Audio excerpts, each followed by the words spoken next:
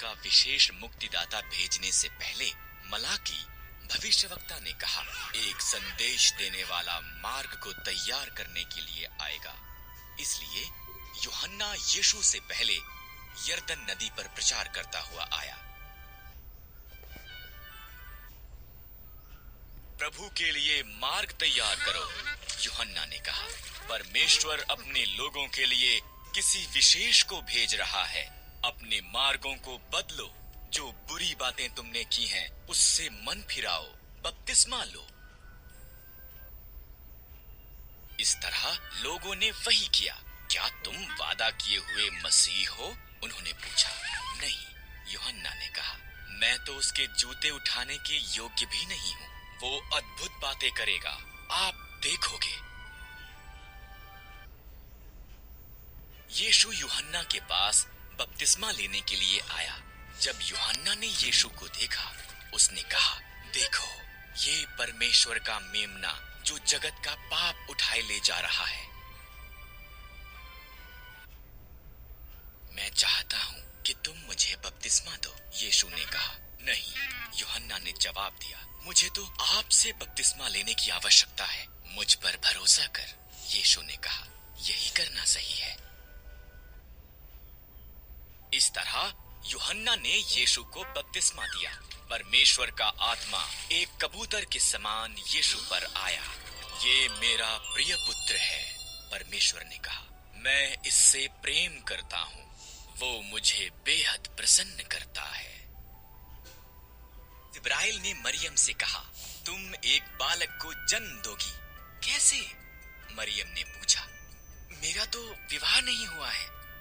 परमेश्वर का पवित्र आत्मा तुम पर आएगा, बालक परमेश्वर का पुत्र होगा। मरियम ने उस पर विश्वास किया। मरियम की मंगनी यूसुफ के साथ हुई थी, पर उसने उसकी कहानी पर विश्वास नहीं किया। इसलिए स्वर्गदूत उसके पास भी आया। मरियम झूठ नहीं बोल रही है, उसका बालक परमेश्वर का पुत्र होगा। तुम उसका नाम यीशु रखना। कई महीने बीत गए। तब वो बैतलहम यूसुफ के शहर में सरकार के पास नाम लिखाने के लिए यात्रा करके गए। उस लंबी यात्रा के बाद मरियम के जन्म देने का समय आ पहुंचा। बैतलहम में सभी सराएं भरी हुई थीं। इस तरह से परमेश्वर का पुत्र एक अस्तबल में पैदा हुआ, कपड़ों में लपेटा गया और एक घास के बिस्तर पर रखा गया। उन्होंने उसका नाम यीशु रखा। उस रात को एक स्वर्गदूत बैतलहम के निकट पहाड़ियों में कुछ चरवाहों पर प्रकट हुआ। सुसमाचार, स्वर्गदूत ने कहा, तुम्हारा उद्धारकर्ता पैदा हुआ है। वो बैतलहम में एक चरनी में रखा हुआ है। अचानक और स्वर्गदूत प्रकट हुए, इतने ज्यादा कि उनसे पूरा आकाश भर गया। आकाश में परमेश्वर की महिमा। उन सब ने गीत गाया, पृथ्वी पर उन मनुष्यों में जिनसे वो प्रसन्न है शांति हो। जब स्वर्गदूत चले गए, चरवाहे जल्दी से बैतलहम के लिए निकले। उन्होंने बालक, उनके उद्धारकर्ता को एक घास के बिस्तर पर लेटा देखा। ये ऐसा ही था जैसा कि स्वर्गदूत ने उनसे कहा था।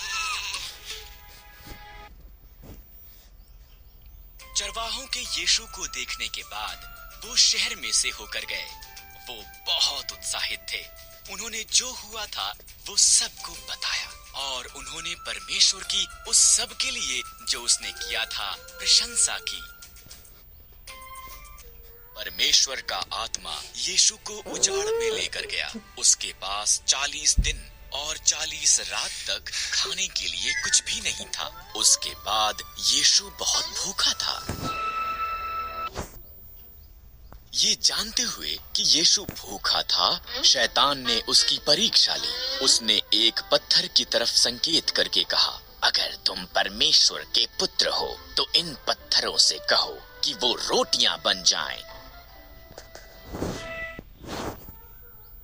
यीशु ने शैतान को बाइबल में से परमेश्वर का वचन प्रयोग करते हुए उत्तर दिया, केवल रोटी से ही लोग जीवित नहीं रहते हैं। उसने कहा, उनका जीवन जो परमेश्वर कहता है उस पर निर्भर होता है। शैतान यीशु को मंदिर के ऊंचाई पर ले गया। अगर तुम परमेश्वर के पुत्र हो तो नीचे कूद जाओ। परमेश्वर का वचन कहता है कि परमेश्वर के स्वर्गदूत तुम्हें बचा लेंगे। इसलिए यीशु ने उसका दूसरा उत्तर देने के लिए परमेश्वर के वचन का प्रयोग किया। अपने परमेश्वर प्रभु की परीक्षा मत कर। उसने फिर बाइबल से हवाला देते हुए कहा। अंत में शैतान यीशु को एक पहाड़ की चोटी पर ले गया और उसे संसार के सब राज्य और धन दिखाया। ये तुम्हारा हो सकता है, उसने कहा, अगर तुम मुझे प्रणाम करो और मेरी आराधना करो तो।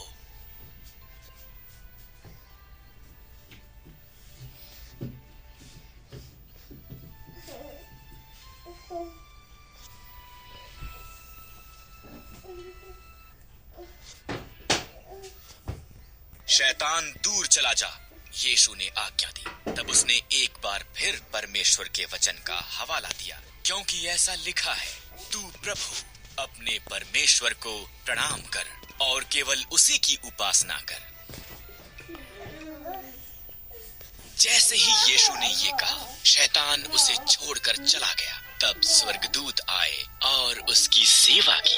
यीशु ने परीक्षा का सामना किया और पाप नहीं किया, एक बार भी नहीं।